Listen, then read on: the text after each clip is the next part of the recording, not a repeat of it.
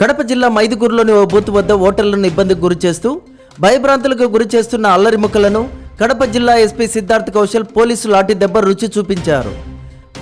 Polling ముందు రోజే మీడియాతో మాట్లాడుతూ ఎవరైనా పోలింగ్లో అవాంఛనీయ ఘటనలు పాల్పడితే వెంటాడి కొడతానన్న మాటలను జిల్లా ఎస్పీ సిద్ధార్థ్ కౌశల్ నిజం చేశారు.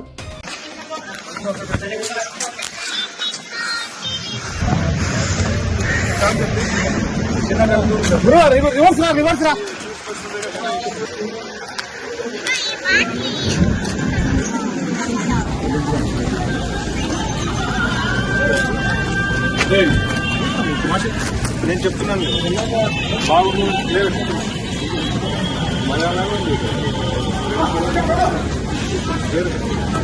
సారీ కూడా నాకు కెమెరాలో కనిపిస్తుంది.